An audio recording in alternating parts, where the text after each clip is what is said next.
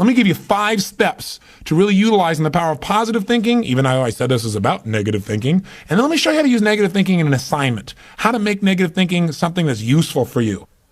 So step number 1, decide to develop the habit right now, the habit of focusing on what's right in your world instead of what's wrong.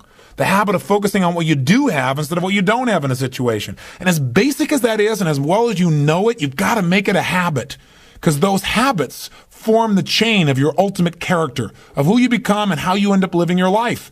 We've got to condition ourselves, because if we don't, we'll go back to the automatic state that most people live in today's society.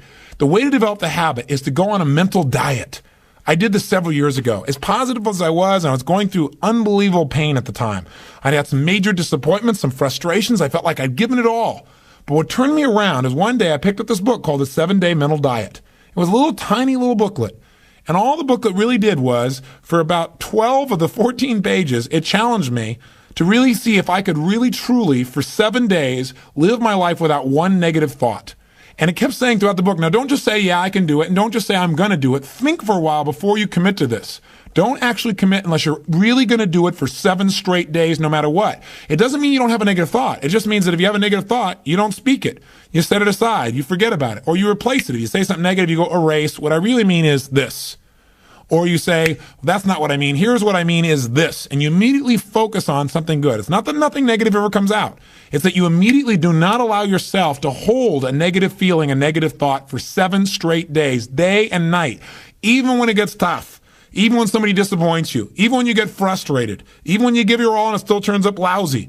Listen, if all I did was rant and rave on this tape and you didn't listen to anything else I said, but you took on this 7-day challenge, you can't believe what it'll do to your life. Now, I got to tell you, when I first read the book, I thought, wait a second, being positive isn't going to change my life. I got to deal with the real problems around me, those real challenges that are out there. I don't want to just be positive. Somebody says, how's it going? I go, I'm doing great. And they go, why? You go, I don't know, but I just feel good. I don't want to be that way. I want to be real. I want to be on top of things. But you know what? I thought, wait a second. I can be positive about solutions. I can still notice that there's some challenges out there without being negative about it.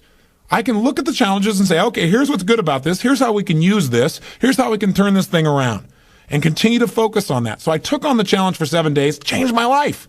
Now, by the way, one of the keys is you have to have 7 straight days of being absolutely positive. Not one negative thought, not one negative expression that you hold on to. Got to let go of it immediately. If you do not do this, if you're 3 days into it and you do well, and then you have a bunch of negativity, you got to start over.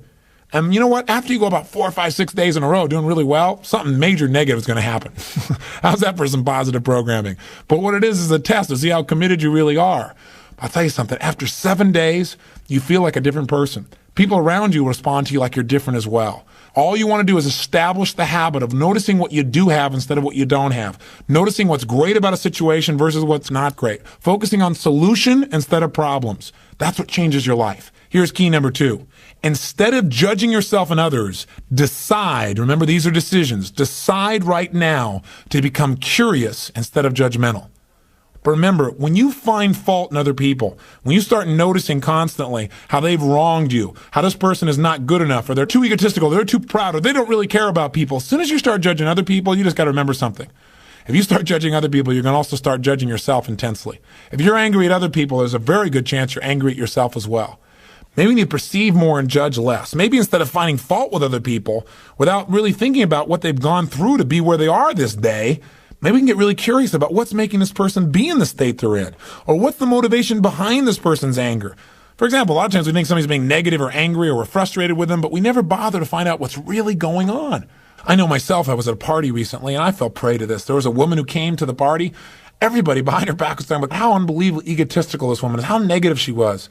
But you know what? I sat next to her at dinner time and I got a chance to really find out who she was. I got curious about her.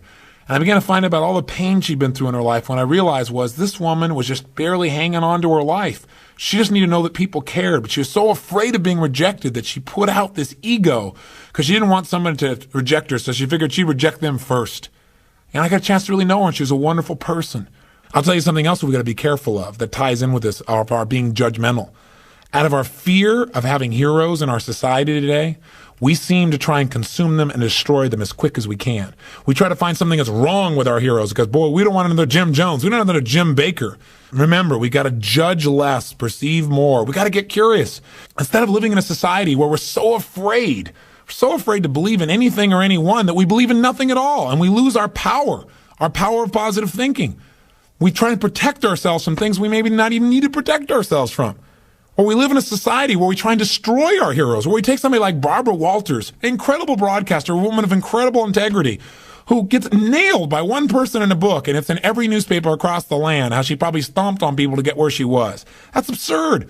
Or Martin Luther King, after he's passed on, somebody comes back and stomps all over his career and his reputation. Is that the society we want to live in? Any person who takes glee in watching another person's pain will experience plenty of pain themselves. Remember the quote, "He who was without sin, let him cast the first stone." The bottom line is, if you go looking for brown, you're going to find it anywhere you look for it, in others or yourself. Free yourself from the disease of making others wrong, and you'll free yourself from the disease of making yourself wrong. You have a lot more energy to create solution instead of problems. It's part of the power of positive thinking instead of falling for the destructive power of negative thinking. If you want to get curious, just ask yourself, what do I like about this person?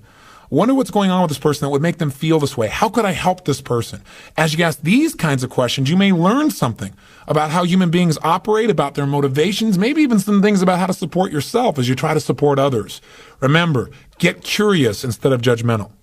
Here's key number 3. If you really want to develop the power of positive thinking as a habit, as a lifestyle, as a strategy for success, then decide right now to find something to appreciate from any seemingly negative person or situation. And develop the habit of giving compliments. See, if you really want to have some more positive feelings in your life, you got to keep focusing on what's right. You got to get curious. And most importantly, you got to find something to appreciate even in the tough times. Because in reality, as we've talked about so often before, the toughest times in your life sometimes provide you with the real resources to change your life. So what we've got to do is find something to appreciate. Not someday when things work out. We got to appreciate where we are right now. And this is something I talked to my daughter Jolie about today. Because she's in an experience today where I thought, well, gosh, she's not being very positive. And I'm going to talk about positive thinking. Because she came in to see me and she's feeling really sad. She's feeling really down, feeling really frustrated. And you know what her problem is? Her problem is she tried out and won the right to be amongst 3 girls who dance in the Electric Light Parade at Disneyland. And that was about 3 or 4 months ago. She's been going there after school every day, driving from San Diego up to Anaheim, burning herself into the ground, getting up and going to school to be a straight-A student still and trying to visit with her family and her boyfriend. And she found herself maxing out. Now think about her problem. Her problem is that she gets to be at Disneyland and fulfill a childhood fantasy.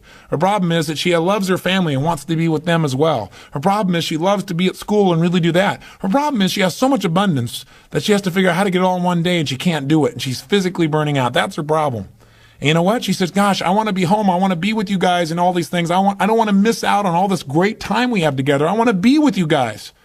I said, but honey, look what you're doing. She goes, yeah, I don't want to miss out on Disneyland either. I don't want to miss out on my career and what I'm doing and what's going on. What's the problem? The problem is she's finding out what's negative in both situations. She's focusing on what she doesn't have instead of what she does have. Now, I could be negative about that and say, gosh, be more positive. But you know what? In reality, I realized being negative in this situation may not be bad. What do I mean? I don't mean being negative. I mean being intelligent. I mean being critical in your thinking. Seeing what you don't have is sometimes useful too. This is what I promised you in terms of the power of negative thinking. Here's how negative thinking can be useful. I sat down with her and I said, honey, let's look at the advantages and disadvantages of both. Let's not just be positive. Let's look at it. The whole thing is positive. Let's know that no matter what you choose, you've won. You have what most people dream about. But for a moment, let's be a little bit critical. What do you love about Disneyland? What's great about it? What is it giving you? And let's ask the question that maybe we don't ask very times when we're just being purely positive. What isn't it giving you? What are you afraid about? What are you missing by being there? What's great about being at home more? What's great about those things? What's not great about that? Be honest. If you were there, what might happen that's not good? What might you miss out on? And you know what? By getting her to use both positive and negative thinking, or to be more accurate, positive thinking and some critical thinking, looking at what isn't there for the moment, what she is missing out on, and allowing that pain to motivate her, she was able to clarify what's most important in her life and what's the best way to do that. And she came up with a plan that totally empowered her. And after a couple hours of conversation and fun, she looks better than she has in about 6 months because she's finally resolved what's most important. And sometimes just being positive and keeping a stiff upper lip isn't enough. Sometimes you got to stop and say, I am positive. I'm going to approach this from a positive way. I'm going to stay in a positive state. But I'm going to ask some questions some people may think of as negative, which is, what isn't working? Because if you're not willing to look at what isn't working, you can get yourself in trouble. So when I say number 3 is develop the habit of noticing something you can appreciate out of the situation, even something that seems to be negative. What I mean by that is find out what's working, but also appreciate what isn't working. Appreciate it enough that maybe it creates enough pain for you to want to make a change. Hey, being purely positive all the time is not the ultimate solution. Being purely positive 98% of the time to me is the solution. Remember our steps. Number 1, you're going to focus on how it really is. And that's what we did today. Jolie and I sat down and said, let's see how it really is. And let's not just be positive. Let's stop for a second. How is it really? What's good? What isn't good? What's great? What isn't great in this context? Everything is great, but comparatively, what's great? What's not in both situations? Now, how do you really want it? And she decided how she wanted it. Now, what are we going to do to make that happen? And she began to take actions that have changed her life. Probably will affect the direction of her life, maybe even her career. And she feels joyous and excited because she went through the steps. That's the balance between positive and negative thinking. But one thing you got to remember, you're going to spend most of your time being positive. Once you see how it is, that's it. Decide what you want and make it happen. Don't keep going back and saying, oh yeah, but it's not working. See, balance doesn't mean you spend 50% of your time positive and 50% of your time negative. Remember, balance on a human scale is a little different. Negative experiences are dense, and it doesn't take a lot of those focuses of negative to weigh a lot in your life. Make sure your focus is primarily positive, but at times, at special times that you designate, you're going to say, hey, what isn't working? And allow that pain to drive you to do something that's very positive. That'll change your life. Here's key number 4. Decide not to be perfect. You say, what? I said, decide not to be perfect. One way to make sure you're negative is always trying to be perfect. Because you know what? You're always going to notice you're not. Because you're this thing called a human being. When I talk to my daughter, Jolie, and this girl works so hard to be perfect. Everybody seems to love her. She's a straight A student. She wants to be the very best at school. She wants to be the very best at home. She wants to be the very best at Disney. She wants to be the best at everything.